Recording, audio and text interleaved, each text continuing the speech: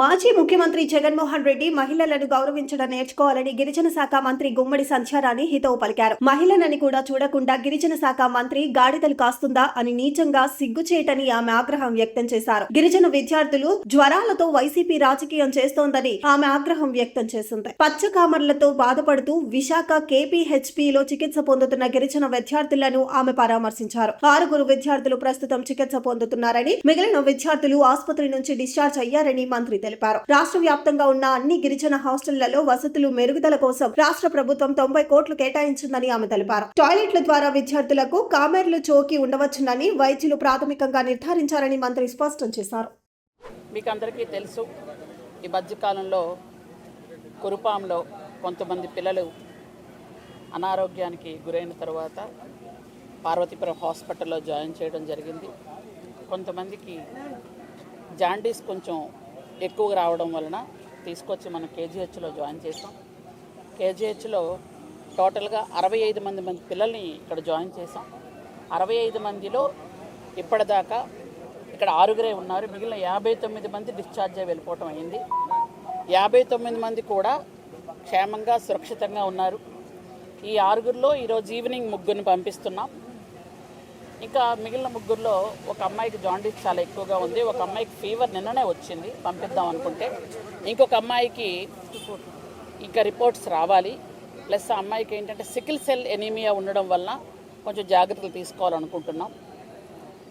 అయితే మీ అందరికి కూడా తెలుసు, చాలా ఇప్పుడు మన రాష్ట్రంలో ఉన్నటువంటి అన్ని హాస్టల్స్లో కూడా ఎన్ని ప్రమాణాలు ఉన్నాయి, ఆ ప్రమాణాల్లో మనం ఏం చేస్తే బాగుంటుంది, ఇంకా హాస్టల్స్కి మెరుగుపరచాలనే ఉద్దేశంతో గౌరవ ముఖ్యమంత్రి గారు నారా చంద్రబాబు నాయుడు గారు దృష్టి పెట్టి అన్ని హాస్టల్స్కి అంటే సరిపడ్డని టాయిలెట్స్ ఉన్నప్పటికీ కూడా ఇంకా కొన్ని హాస్టల్స్కి కొంచెం కొరత ఉండడం, కొన్ని పాడవడం, కొన్ని ఆర్ఓ ప్లాంట్లు కొన్ని దగ్గర పాడవటం. అయితే ఈరోజు మనం అనుకున్నది ఈ కురుపాములో అయితే ఆర్ఓ ప్లాంట్ ఉంది, వాటర్ ప్రాబ్లం కాదు. మీ అందరికి లాస్ట్ టైం కూడా చెప్పాం.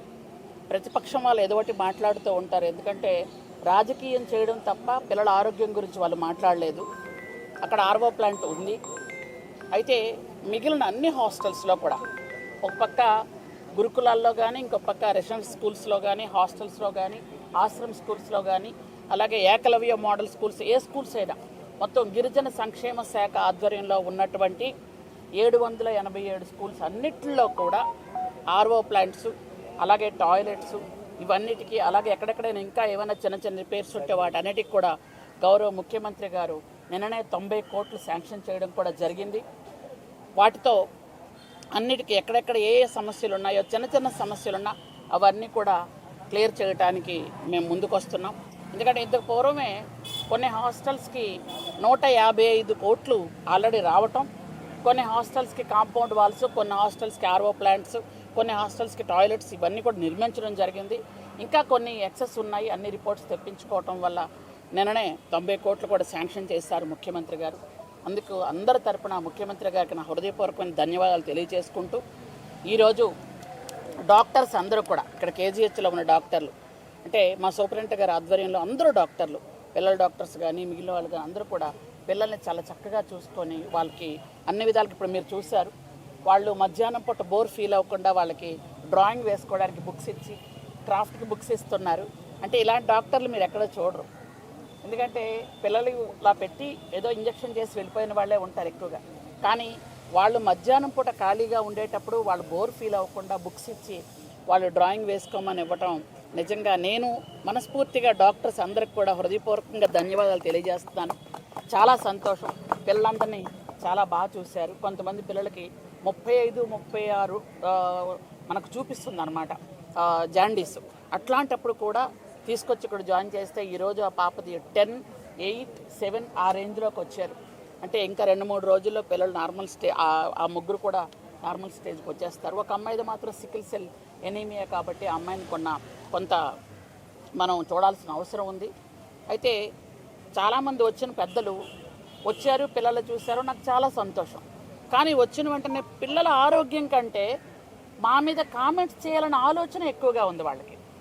ముఖ్యంగా గిరిజన శాఖ మంత్రి ఏం చేస్తుంది, గాడిదలు కాస్తుందా అన్న పాత ముఖ్యమంత్రి ఈరోజు పులివెందుల ఎమ్మెల్యే, ఆయనకి మరి ఎక్కడ సంస్కారం ఉందో నాకు అర్థం కాలే. అంటే హాస్టల్స్లో పిల్లలకి ఒంట్లో బాగలేకపోతే గాడిదలు కాసినట్ట. ఇంతకుముందు 5 సంవత్సరాలు ఆయన అదే చేశారా? నాకు మరి తెలియదు ఆ విషయం. ఎందుకంటే ఇంతకుముందు 5 సంవత్సరాల్లో 118 మంది పిల్లలు చనిపోయారు. ఒక్కరోజైనా ఎవరైనా పలకరించడానికి వెళ్ళారా? ఒక్కరోజైనా చూడడానికి వెళ్ళారా? ఆ మహానుభావుడు ముఖ్యమంత్రిగా ఉండేటప్పుడు కరోనా వచ్చింది, మీ అందరికీ తెలుసు. లక్షలాది మంది, వేలాది మంది, లక్షలాది మంది హాస్పిటల్స్లో ఉండేవాళ్ళు, వేలాది మంది చనిపోయారు. ఒక్కరికైనా కరోనా అంటే ఆయనకి ఏదో అంటుకుంటుంది, ఆ ప్యాలెస్ నుండి బయటకు రాలేదు. కనీసం హాస్టల్స్ పిల్లలు ఎవరైనా చనిపోయేటప్పుడు ఇన్ని మాటలు మాట్లాడారు వచ్చి కొంతమంది మాజీ శాసనసభ్యులు. వాళ్ళ నియోజకవర్గాల్లో చనిపోయినప్పుడు ఎప్పుడైనా పలకరించడానికి వెళ్ళారా? ఒక్కరినైనా? ఖచ్చితంగా ఏదైనా ఒక మంచి ఆలోచన, మంచి సలహా ఇస్తే తీసుకుంటాం. కానీ పిల్లల ఆరోగ్యం అక్కడ బాగలేకపోతే ఇక్కడికి వచ్చి రాజకీయం చేస్తున్న వాళ్ళని ఏమనాలో నాకు అర్థం కాలేదు. ఈరోజు పిల్లలందరూ ఆ భగవంతుడి దయ వల్ల వాళ్ళ గోలు తగలకుండా, వీళ్ళందరూ గోలు తగలకుండా ఆ భగవంతుడి దయ వల్ల పిల్లలందరూ క్షేమంగా, అందరూ చక్కగా ఇళ్లలోకి సురక్షితంగా అందరూ కూడా చేరుకుంటున్నారు. కాబట్టి అందరు పిల్లలు ఎవరైతే 146 మంది అనుకున్నామో అందరూ సేఫ్గా ఉన్నారు, అందరూ చక్కగా ఆరోగ్యంగా ఉన్నారని మీకు తెలియజేసుకుంటూ, మీరందరూ కూడా ఎంతో సహనంతో ఎక్కడైనా ఏదైనా విషయం జరిగితే వెంటనే మా దృష్టికి తీసుకొచ్చినందుకు పత్రికా సోదరులందరికీ నా హృదయపూర్వకమైన ధన్యవాదాలు తెలియజేస్తున్నాను. ఎక్కడైనా ఒక చిన్న విషయం జరగగానే వెంటనే నా దృష్టికి తీసుకొచ్చారు చాలామంది సోదరులు, పలానా దగ్గర ఇలా జరుగుతుందమ్మా అని. మేము వెంటనే దాన్ని, అంటే నాకైతే కాలజ్ఞానం లేదు అన్నీ తెలుసుకోవడానికి, ఎందుకంటే ఎవరైనా చెప్తేనే తెలుస్తుంది. కొన్ని విషయాలు తెలియకపోయి ఉండొచ్చు, ఎవరైనా చెప్తారు, చెప్పినప్పుడు ఖచ్చితంగా తెలుసుకుంటాం, అది రెక్టిఫై చేసుకుంటాం ఖచ్చితంగా. అలా జరుగుతుంది. కాబట్టి అందరూ చాలామంది ఇక్కడ ఉన్న సోదరులే కాకుండా అక్కడ మా జిల్లాలో ఉన్న సోదరులు కూడా ఎక్కడైనా చిన్న పొరపాట్లు జరిగినా, ఎక్కడైనా జరుగుతున్నా, లేదంటే ఎవరైనా పిల్లలు హాస్పిటల్కి వెళ్లకుండా ఇంటికి వెళ్ళిపోతుంటే వెంటనే అక్కడ నుంచి వాళ్ళు మాకు ఫోన్ చేసి పిల్లలు హాస్పిటల్కి వెళ్ళడానికి భయపడి వెళ్ళిపోతున్నారమ్మా అంటే వాళ్ళని తీసుకొచ్చి మళ్ళీ హాస్పిటల్లో జాయిన్ చేయడం, ఇలా అన్నీ కూడా జరిగాయి. అప్పటికంటే ఇప్పుడు భోజనం సదుపాయాలు బాగున్నాయి.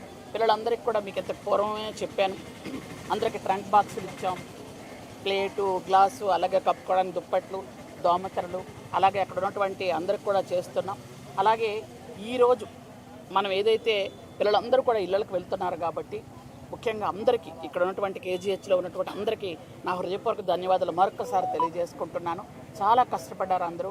ఎందుకంటే ఎంత ప్రెజర్ ఇచ్చామంటే అందరూ ఒక పక్క న్యూస్లో, బయట, ఇంట అంతా కూడా ప్రెజర్ ఇచ్చినా కానీ చాలా చక్కగా ట్రీట్ చేసి పిల్లల్ని ఆహ్లాదకరమైన వాతావరణంలో ఉంచి అక్కడ వాళ్ళకి సేఫ్టీ మెజర్స్ కూడా చూసుకొని మంచి ఫుడ్ ఇచ్చి పిల్లలు చక్కగా చూసుకున్నారు. కాబట్టి వాళ్ళందరికీ నా హృదయపూర్వకం ధన్యవాదాలు.